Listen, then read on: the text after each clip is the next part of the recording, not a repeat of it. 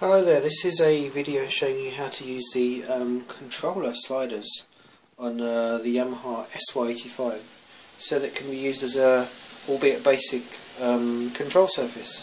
So just quickly show you the setup that I've got here. My Sy85, just quickly show you that the volume's completely off, so this isn't sound coming out the Sy85. MIDI out going into my M audio sound card, and then USB cable going into my pretty bog standard Advent PC, 2 GHz, something like that, and then that's going into my DAW, which happens to be a Reason that I'm showing at the moment, and that is obviously going back out into the sound card, and the MIDI outs from there are playing. I've got a Novation base station over there, and at the bottom Yamaha TG500, which is an Sy85, two Sy85s in a 1U rack mount.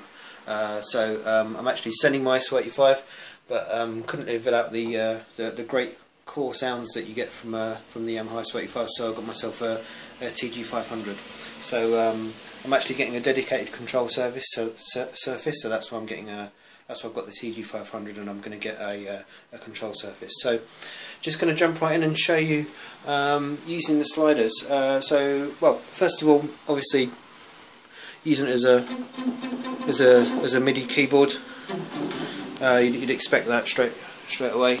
That's triggering the sounds in this T-Force Alpha combinator patch, which I created. It's I reverse engineered the T-Force Alpha VST plugin. I might actually do that in another video, showing how I constructed that.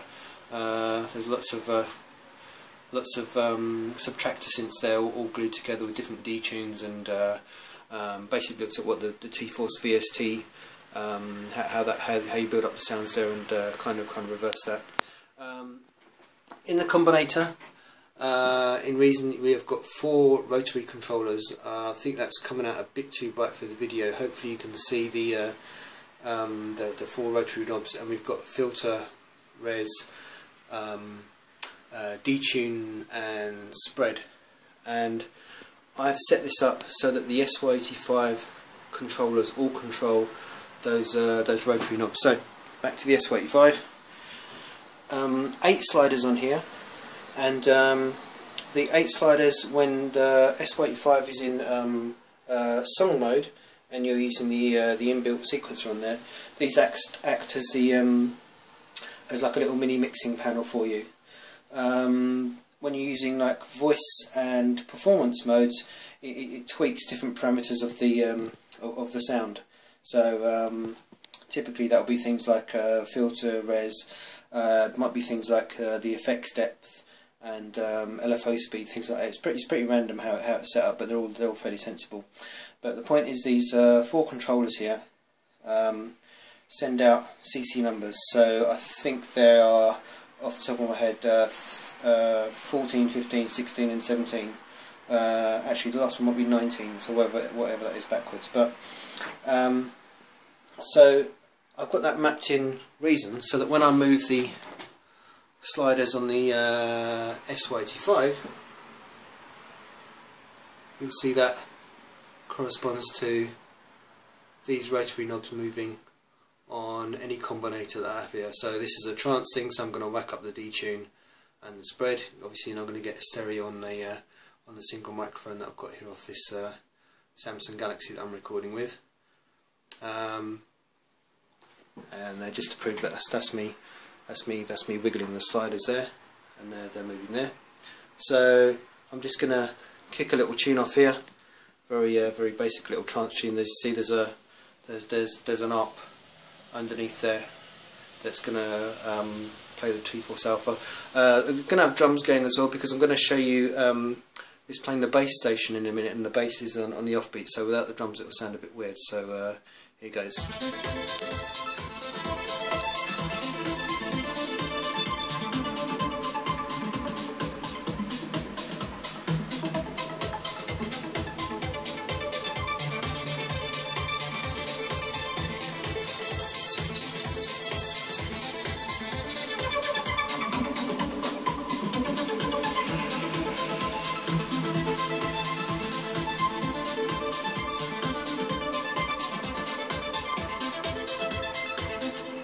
So that's it, playing the internal synth there.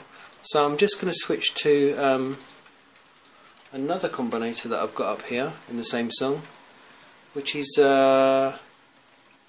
it's playing an external MIDI device, and using the programmer in the combinator. Actually, so I'm getting what did I say, 14, 15, 16, 17, whatever the CC numbers are coming out of the Sy85, and I'm just about to see that using the programmer in the combinator to forward.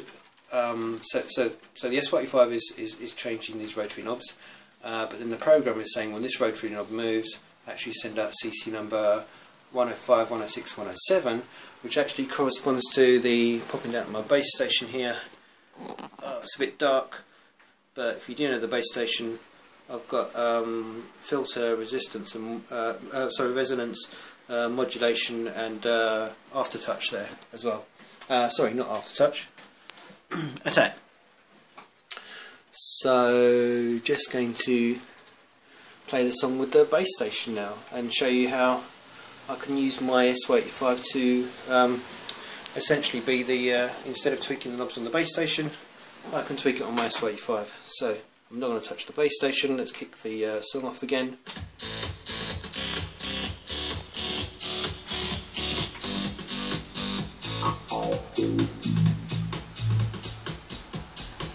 I'm not sure how that bass is coming out, but it's because of the microphone in here. But I can assure you that is my stomach is vibrating. That is so bassy when I take the filter right down.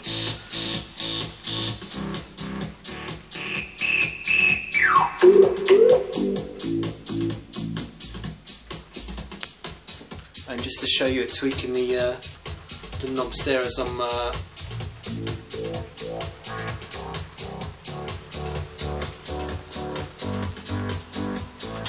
So there you go, using the Sy85 controllers as a fairly simplistic control surface, very handy. And oh, sorry, obviously there's me wiggling the pitch bend and the mod wheel as well. And Sy85 has got aftertouch as well. So hopefully that is useful. I'm going to show a few more videos. One showing just how good the bog standard sounds are on the Sy85. I'll be showing that in Reason without any effects at all. It will just be coming out of the Sy85 or TG500. They use it's identical sound set. And also how you can use MIDI sample dump as well in there. And also it does have a disk drive, but there's a mechanism where using sysx dumps and getting patches off the internet, you can just dump patches much more quickly than using the disk drive. Okay, that's it for now. Hope you enjoyed it and got some useful ideas. And look out for my other Sy85 videos.